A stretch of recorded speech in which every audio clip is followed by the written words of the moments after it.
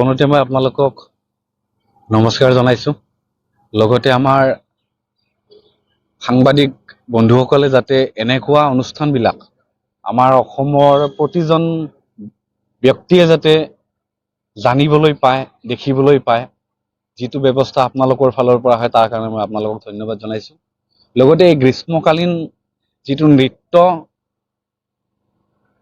কৰ্মশালা, এই নৃত্য কৰ্মশালা আমাৰ নটৰাজ নৃত্য যিটো অনুষ্ঠান আমাৰ মৰমৰ ভাইটি হীৰকজ্যোতি কলিতাই ইতিমধ্যে সৰুৰে পৰা অশেষ শ্ৰম কৰি অতি সুন্দৰভাৱে নৃত্য নিজে শিকি লৈ এতিয়া আমাৰ শিশুসকলক খুব ধুনীয়াকৈ তেওঁলোকৰ শাৰীৰিক বিকাশ, মানসিক বিকাশ, লগতে নৃত্যৰ বিকাশৰ ওপৰত যিটো ব্যৱস্থা কৰিছে আজি কৰ্মশালাৰ জৰিয়তে তেওঁলোকে শিশু শিল্পীসকলে বহুত উৎসাহিত হৈছে, অনুপ্ৰাণিত হৈছে আৰু তেওঁলোকক বহুত তেওঁলোকে যে এটা ধুনীয়া ভাল বেনিফিট পাব, ভাল উপকাৰিতা হ'ব তেওঁলোকৰ, এইটো আমি বুজিব পাৰিছো।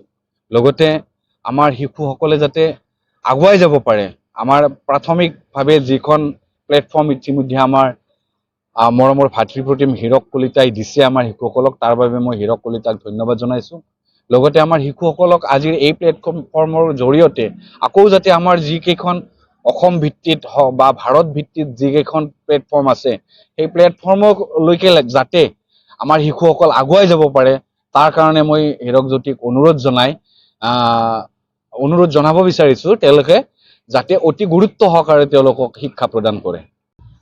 এইবাৰ মই প্ৰথম কৰিছো আৰু আজি আমাৰ প্ৰায় 40+ হৈছে ছাত্ৰ ছাত্ৰী, আৰু অহাকালিও আহিব। আমাৰ হয়তো আজি আহিব নোৱাৰে, কিছুমানৰ অসুবিধা আছে, তাৰ বাবে অহাকালিও আহিব। আমাৰ লগত যোগাযোগ কৰিছে তেওঁলোকে, আৰু যথেষ্টখিনি সঁহাৰি পাইছোঁ ছাত্ৰ ছাত্ৰীৰ লগতে অভিভাৱকখিনিৰ পৰা। তেওঁলোকে যথেষ্টখিনি উৎসাহ দিছে যে এনেকুৱা ধৰণৰ অনুষ্ঠান লাগে সিহঁতক। তাৰ বাবে মই আজি এনেকুৱা ধৰণৰ অনুষ্ঠান কৰিবলৈ উৎসাহ পাই কিনে আজি মই ফাৰ্ষ্ট টাইম এনেকুৱা ধৰণৰ অনুষ্ঠান কৰিছোঁ। হয়, কৰ্মশালাটো মোৰ দাদাই হয়, আমাৰ গাঁৱৰে। তেখেতে বৰ্তমান বজালী জিলা পৰিষদৰ ভাইচ প্ৰেচিডেণ্ট।